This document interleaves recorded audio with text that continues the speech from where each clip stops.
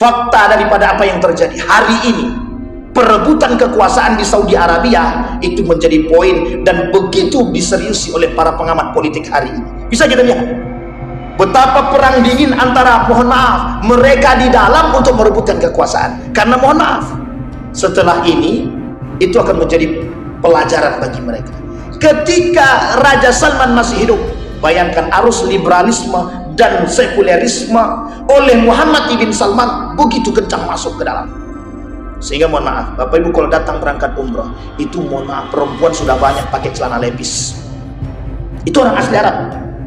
Dan ini nyata Pak. Dan sekarang itu boleh masuk untuk ziarah orang-orang non-muslim. Bisa masuk baik ke Mekah maupun ke Madinah. Ini bukan fitnah, karena kita melihat dengan mata kepala kita sendiri. Bayangkan. Artinya apa? Ketika tanah suci sudah dimasuki oleh orang-orang yang tidak beriman kepada Allah, ini menjadi poin penting bagi kita dan perhatian kita. Artinya kedekatan hari kiamat semakin nampak. Nabi berkata, akan terjadi pertikaian di antara mereka. Akan terjadi pertikaian, perebutan kekuasaan, runtuhnya Daulah Umayyah, Daulah Abbasiyah, Daulah Utsmaniyah, bukan tanpa sebab, bukan disebabkan oleh faktor eksternal seutuhnya, tapi juga disebabkan oleh faktor internal.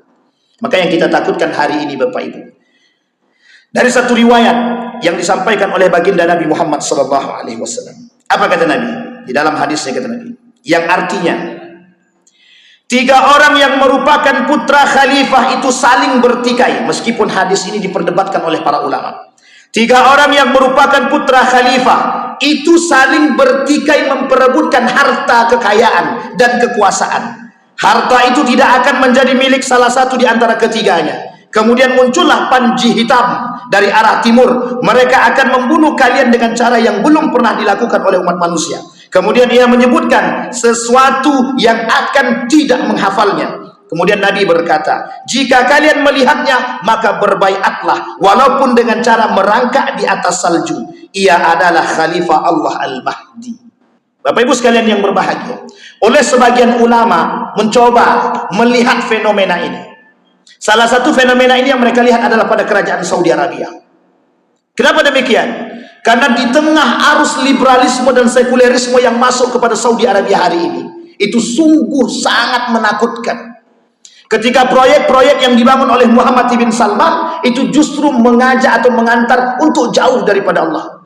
Kita lihat, ketika perempuan diberikan kebebasan, ketika mohon maaf fitnah-fitnah yang terjadi di Saudi Arabia, mereka buat replika Ka'bah, berjoget, kemudian ada studio-studio, ada tempat perjudian dan lain sebagainya di Saudi Arabia. Bukan, ini kita tidak sedang menjelekkan Saudi Arabia, tapi kita sedang melihat fenomena yang terjadi di sana. Artinya apa? Ini sistem kekerajaan. Artinya apa?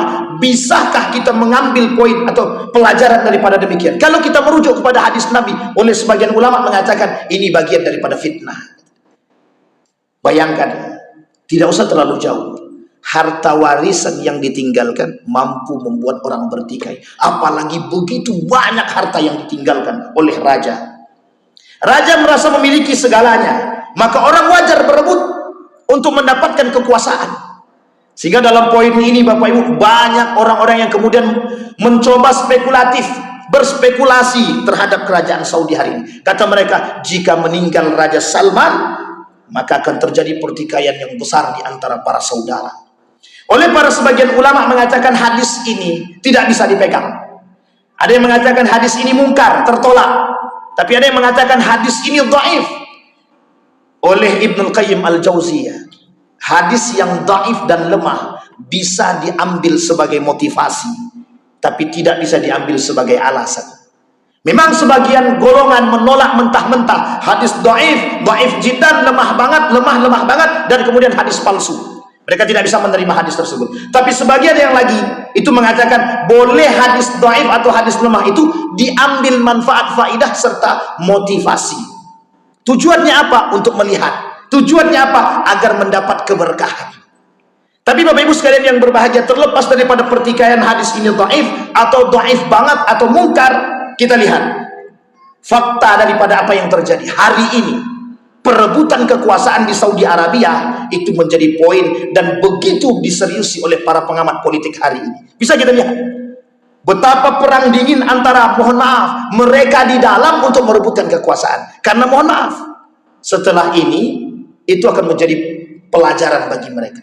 Ketika Raja Salman masih hidup, bayangkan arus liberalisme dan sekulerisme oleh Muhammad ibn Salman begitu kencang masuk ke dalam. Sehingga mohon maaf, Bapak Ibu kalau datang berangkat umroh, itu mohon maaf, perempuan sudah banyak pakai celana lepis. Itu orang asli Arab. Dan ini nyata Pak. Dan sekarang itu boleh masuk untuk ziarah orang-orang non-muslim. Bisa masuk baik ke Mekah maupun ke Madinah. Ini bukan fitnah. Karena kita melihat dengan mata kepala kita sendiri. Bayangkan. Artinya apa? Ketika tanah suci sudah dimasuki oleh orang-orang yang tidak beriman kepada Allah, ini menjadi poin penting bagi kita dan perhatian kita. Artinya kedekatan hari kiamat semakin nampak. Bapak Ibu sekalian yang berbahagia, terlepas daripada benar atau salahnya hadis tersebut, terlepas daripada anggap hadis ini palsu, anggaplah hadis ini palsu, tapi kita lihat fenomena, kita melihat fenomena betapa dulunya Mekah dan Madinah diharamkan bagi non muslim. Ada sebab pada masa Daulah Abbasiyah diusir semua orang kafir masuk ke dalam Mekah dan Madinah. Tidak boleh masuk, tidak boleh tinggal di situ. Bukan tanpa sebab, karena orang ketika itu mohon maaf dari kalangan Yahudi dan Nasrani kerjaannya bikin rusuh dan rusak. Termasuk orang-orang munafik yang berada di kalangan umat muslim ketika itu. Diusir, dihabisi. Sampai mereka lari tunggang langgang. Tapi hari ini fitnah itu akan muncul dari arah timur. Bisa dari timur tengah, bisa dari arah timurnya. Bisa dari arah Irak, Kufah, Damaskus dan lain sebagainya. Bisa juga datang daripada timur tengah itu sendiri. Artinya Bapak Ibu, kita lihat fenomena yang selanjutnya. Ketika minyak menjadi perebutan, dan itu akan menjadi perebutan negara antara satu negara dengan negara yang lain. Ini dalam kacamata politik, bukan dalam kacamata agama. Dalam kacamata politik, perebutan minyak hari ini, itu semua negara yang memiliki minyak akan menjadi negara terkaya. Saudi dulu negara hanya tandus saja. Sekarang dengan ditemukannya minyak, menjadi negara kaya raya. Tapi apa yang diinginkan oleh Muhammad ibn Salman hari ini? Mereka mengatakan minyak akan habis dan tidak akan dijadikan pegangan untuk selanjutnya. Salah satu caranya yang akan dia buat adalah membangun pariwisata sebagus mungkin dan seindah mungkin. Sehingga yang diinginkan oleh dia bagaimana menarik turis-turis untuk datang ke negara Arab Saudi. Dan kemudian yang ketiga yang diinginkan oleh beliau, mereka ingin merubah kacamata Eropanya Timur Tengah adalah Saudi Arabia. Artinya apa? Kalau mereka berbicara Eropanya Saudi Arabia, Eropanya Timur Tengah adalah Saudi Arabia, artinya apa? Salah satu karakter daripada Eropa hari ini adalah sekulerisme, jauhnya daripada nilai-nilai agama. Kalau kita kembalikan kepada poin yang pertama dari hadis yang kita sampaikan, berapa banyak fitnah-fitnah yang timbul hari ini, itu fitnah-fitnah yang terbesarnya adalah jauhnya umat muslim daripada fitnah, jauhnya umat muslim daripada nilai-nilai agama. Kita lihat ketika seorang wanita berjoget. Dulu Arab Saudi itu Pak anti dengan joget. Sekarang mohon maaf itu Pak. Di Riyadh itu kalau Bapak lihat, ya Arab, kita takut Pak. Bahkan lebih parah daripada Eropa itu sendiri. Mereka berjoget, berdansa, perempuan tanpa kerudung, laki-laki dan lain sebagainya bercampur. Na'udzubillah tsumma na'udzubillah. Bahkan mohon maaf sudah mulai masuk pula bioskop. Itu biasa pusat cuman bioskop. Tempat judi sudah banyak masuk di sana. Meskipun tidak di Mekah dan Madinah, tapi di tempat-tempat yang lain daripada Saudi Arabia.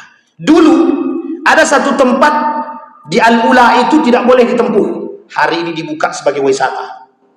Dulu salah satu tempat di Saudi Arabia itu di Al-Ula namanya.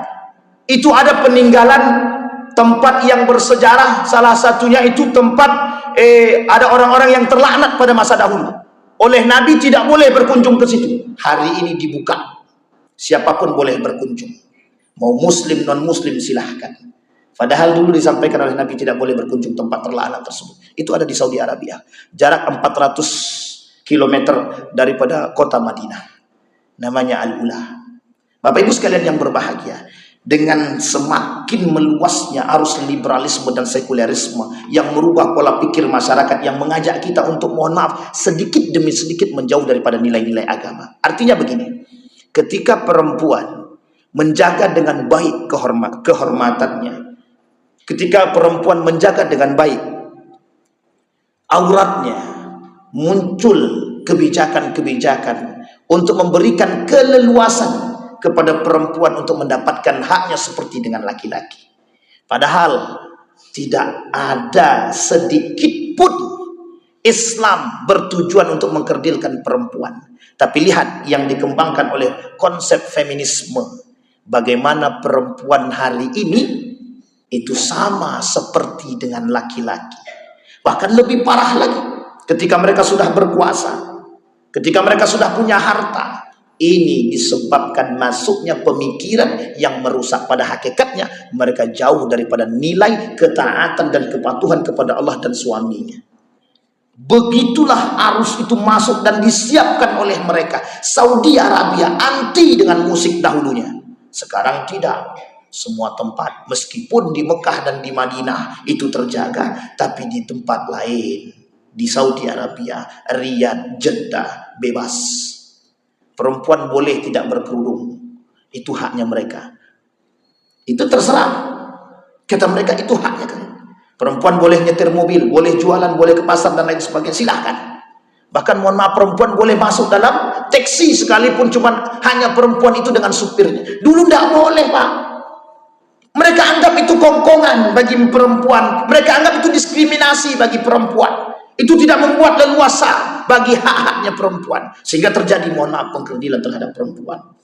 Sehingga diajukanlah satu pengajuan agar hak dan kebebasan perempuan diberikan oleh Muhammad ibn Salman dibuka. Inilah yang kemudian menjadi ketakutan oleh para ulama hari ini. Dengan munculnya kebijakan-kebijakan yang dilakukan oleh Muhammad ibn Salman yang ingin membuat kaca atau kacamata Eropa di Saudi Arabia menjadi pusat perhatian oleh para ulama, menjadi poin penting bagi para ulama, menjadi diskusi penting bagi para ulama untuk kemudian melihat ini akan berdampak negatif kepada siapa? Kepada umat muslim seluruhnya. Jadi kalau Saudi saja berubah, maka semua akan berubah. Kenapa? Kiblat kita di situ.